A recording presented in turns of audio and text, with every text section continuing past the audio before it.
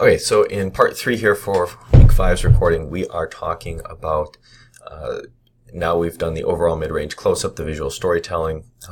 With some objects, we need a close-up with scale. So we're going to add in a ruler. Now, keep in mind, when you take a picture of a ruler, you need to have that ruler facing like these ones are, where you're looking straight at it. So, if I have one of my rulers here, you need to be looking at it like this, where you can read the numbers, not taking pictures across the ruler like this, because when you start taking them at angles, you can't read the numbers. I mean, can you read any of the numbers on this ruler right now?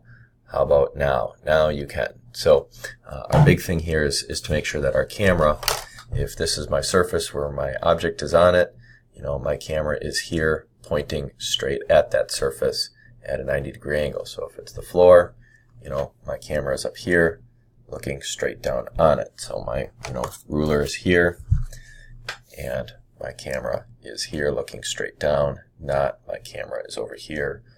There we go, looking across the ruler.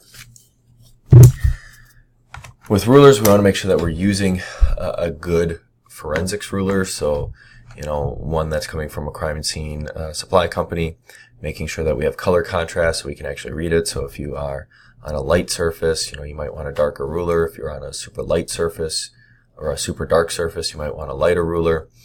We got rulers in a number of different colors, shape, sizes, whatnot. Pick the appropriate ruler.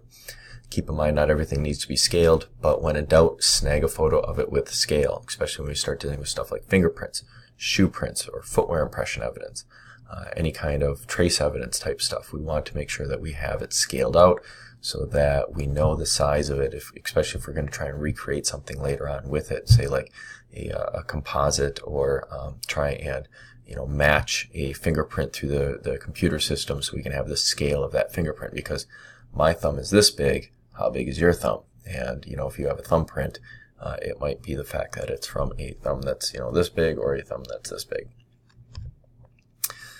Remember though, close up first with nothing on it, then you add the scale. Don't go through dropping scales and dropping evidence markers and then taking pictures.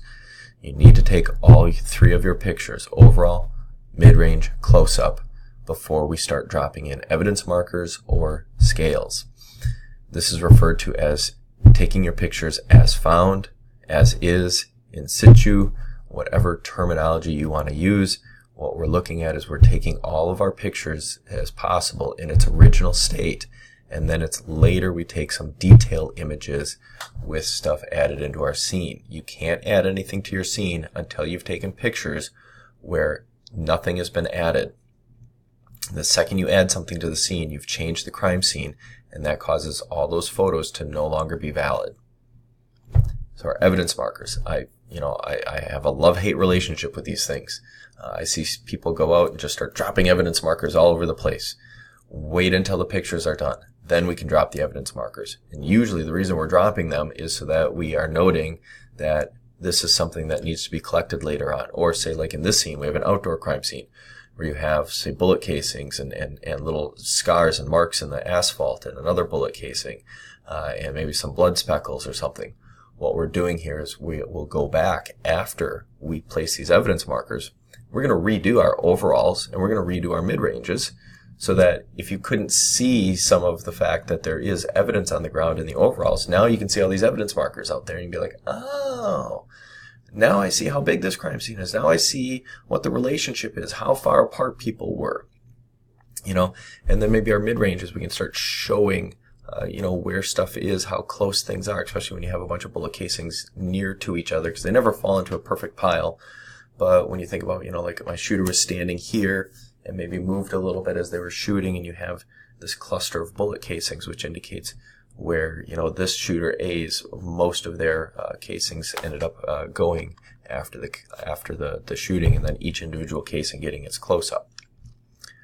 All right, now, let me just cover a little bit something about the crime scene process. Again, we're going to be talking about these topics again, but it's good to hit on them a few times so people remember them. When we talk about lenses, a normal camera lens, which is considered a 55 millimeter or a 50 millimeter lens. Some manufacturers it is 55 millimeters, but typically it's a 50 millimeter lens. is the equivalent of what your vision is with your human eye. So, what you're able to view as it relates to, depth perception and what the zoom is, so how close things appear to you or how far apart they appear. Basically at 50 millimeters is considered about the average human eyesight. So a lot of our crime scene work, we want to be taking with what's referred to as a normal lens, which is a 50 millimeter lens. Some manufacturers, it's a 55, but for the sake of argument here for class, we'll just go with the 50s. And so some of your manufacturers, when you buy a camera, it defaults to the 50 millimeter. Some manufacturers, it defaults to something closer to like 70 or so. It's not a big deal, but that's what we've kind of got the standard range. But when practical, take your pictures at that 50 millimeter length, focal length. And then what happens is when we start getting lower numbers, we start getting wide angle lens views. So you start exaggerating how far something looks.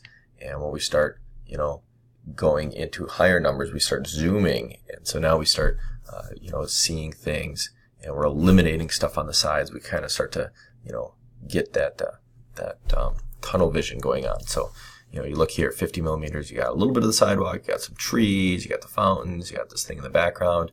But when we scale back, now suddenly we have way more sidewalk. Notice how the sidewalk suddenly is bowed in.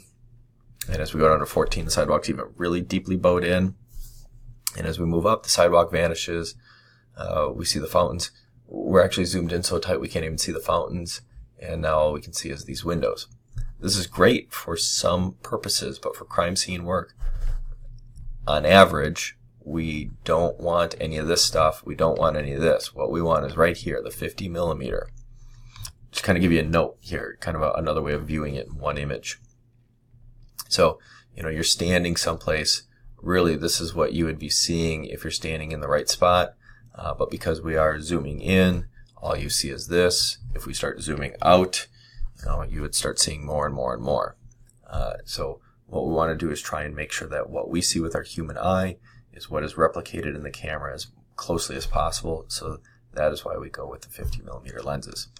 So just a couple little issues that you can see what happens is, take a look at this photo. This is what you would see standing in a person's kitchen, and we use a wide angle lens. Look at how suddenly now we see a lot more. And a lot of people would say, well, this is good because, I'm trying to show the whole scene.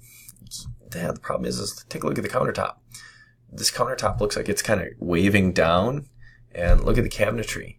The cabinetry looks, again, like it's starting here, but it bows down. If I were to draw a line from here across, we end up with the corners of the cabinet meeting, but look at the center point. When I came straight across, the center point ends up below my cursor.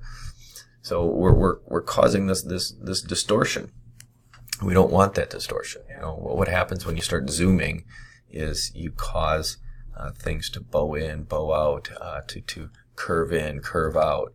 So here we have, say like a car frame in a car accident or something. Normal focal length. Look at parallel lines. And then when we start zooming, they bowed out. And when we used a wide angle lens, or we zoomed out and we moved in, it bows in. So you can see how these things, this is straight, and here we get kind of a bowing, and here we get a different kind of bowing. You don't want this, because our photos have to be a fair and accurate representation of the scene. Well, if we're causing distortion like bowing, is this still a fair and accurate representation, or is this something else? And I want it to be a fair and accurate representation, not something else. All right, so that is our information for this week. You do have an assignment, so make sure you read the directions carefully. And essentially the assignment is to do an overall mid-range close-up of a room with an object in the room. So place something on the floor that you would like to document, and you're going to have to document your room from the door frame, from all four corners. Show the geometry of the room, show where the furniture is and where this object on the floor is. That would be quote-unquote evidence. You're not setting up a whole crime scene, you're just putting an object on the floor. And then take your mid-ranges, which show where this object is. So if it's whatever, a knife laying on the carpeting in the living room, show where the knife is in relation to, the coffee table and a chair. You might have to take it from two angles to really get that correlation going on.